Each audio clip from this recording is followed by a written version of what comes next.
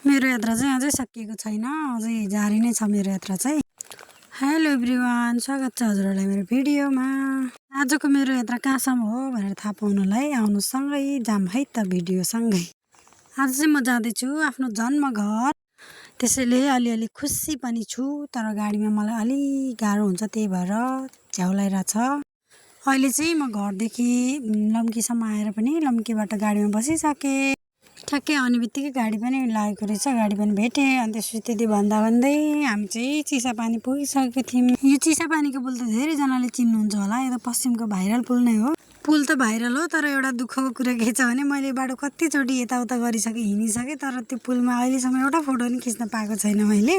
मौका नै पर्दैन कि अब यहीँ मात्रै आउँ भनेर आएपछि हो, नत्र भने अब गाडीमा हिँडिन्छ, गाडीले रोक्दिन्न बिच बाटोमा। त्यसैले साथीहरू, यो पुलमा चाहिँ मैले अहिलेसम्म फोटो खिचेको छैन। हजुरहरू कसले खिच्नु भएको छ कमेन्ट गर्नु होला। हामीहरू चाहिँ अब यो चिसापानीबाट भित्रको बाटो हुँदै जाने हो। चिसापानी भित्रको बाटो चाहिँ अलि राम्रो छैन भन्ने सुनेको थिएँ मैले। पानी परेर चिप्लो हुन्छ, बिग्रिन्छ भन्दै हुनुहुन्थ्यो। पानी पनि पर्ला जस्तो भइरहेछ। यदि पानी परेर बाटो चिप्लो भयो भने त बर्बाद हुन्छ, तर त्यस्तो नहोला, सकारात्मक सोचौँ। यति भन्दै हामी त्यहाँबाट लाग्यौँ अब भित्रबाट, के भन्छ यतातिर कुहिने हुँदै जामु हुँदै जाने हो हामी चाहिँ। हेर्नु न, आजभोलि बर्खा लागेर होला, कर्णाली पनि कति धमिलो आइरहेको छ, बाटो पनि कति डरलाग्दो। तल हेऱ्यो कर्णाली मात्रै छ, यताउता हेऱ्यो भिरपाखा मात्रै छ, भिड मात्रै छ। साथीहरू, यस्तो छ हाम्रो पहाडको यात्रा बाटो, हाम्रो पहाडको भूगोल यस्तो छ। फेरि आजभोलि ठाउँ गाडी एक्सिडेन्ट भएर कति न्युजहरू आइरहेको छ। मलाई चाहिँ कस्तो डर लागिरहेको छ। तर आफू सधैँ सकारात्मक हुनुपर्छ, त्यस्तो नराम्रो हुँदैन भन्छन् मान्छेले, सकारात्मक हुँ न। यही हो हामी जाने बाटो चाहिँ। हेर्नु न कस्तो अप्ठ्यारो छ कि बाटो पनि हेर्दै डर लाग्दो। अनि त्यहाँ नदीमा चाहिँ मैले कस्तो अचम्मको त्यो एउटा त्यो के हो त्यो दृश्य देखेँ कि के होला त्यो। हेर्नु न साथीहरू, बर्खा लाग्यो, पुरा आफ्नै धुनमा बगिरहेछ हाम्रो कर्णाली नदी। यही नदीको तिर हुँदै जानुपर्छ हामीले चाहिँ आधी बाटोसम्म, त्यसपछि चाहिँ लाग्छ अनि उता के भन्छ बड्डीचौर।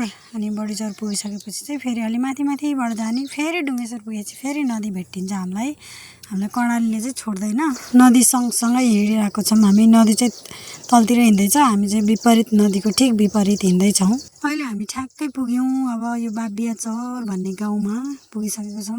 पहिला चाहिँ एकचोटि जाँदाखेरि कता माथिबाट लग्यो जस्तो, माथि एकचोटि चाहिँ यहाँ भित्र बनाउँदै लाग्दै हुनुहुन्छ हाम्रो गुरुजीले। बाबियाचौरको गाउँ हेर्दै हिँड्दैछौँ हामी। यतातिरको बाटो चाहिँ अलि राम्रो बनाएको रहेछ, जे होस्। चिसापानीदेखि नै यस्तै बाटो बनाइदिएको भए त कति राम्रो हुन्थ्यो। तर के गर्नु, हाम्रो नेता ठेकेदारहरूलाई आफ्नै पेट भर्न ठिक्क हुन्छ, दोष पनि कसलाई दिनु। यताको बाटो राम्रो भएर पनि होला सायद छिट्टै हामी बड्डीचौर आइसकेको रहेछ। मलाई त थाहा नै थिएन, एकैचोटि बड्डीचौर आएर गाडी रोकेपछि मात्रै थाहा भएको। बड्डीचौर आएर एकछिन रोकिसकेपछि अनि त्यसपछि हामी फेरि त्यहाँबाट हिँड्यौँ। त्यहाँबाट हिँडेर फेरि हामी खाना खाने ठाउँ पुग्यौँ। खाना चाहिँ हामीलाई पातल खोला भन्ने ठाउँमा लगेर खुवाउनु भएको थियो हाम्रो गुरुजीले।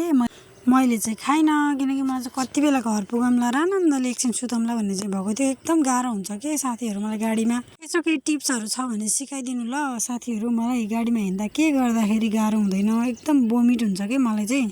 त्यही नै हो साथीहरू। अहिले चाहिँ हामीहरू डुङ्गेश्वर, तल्लो डुङ्गेश्वर पुगिसकेको छौँ। अब चाहिँ म घर पुगिसकेँ भन्ने नि हुन्छ। कस्तो नजिक आउँदा त कस्तो मन नै खुसी हुने कि, मलाई चाहिँ कस्तो खुसी लागिरहेछ, आनन्द भइरहेछ। अब चाहिँ म घर पुगिसकेँ साथीहरू। यहाँबाट अलि अगाडि गएपछि म घर पुग्छु। आजलाई यति नै साथीहरू। भिडियो अन्तिमसम्म हेरिदिनु भएकोमा धन्यवाद। आजलाई यति नै, बाई बाई साथीहरू।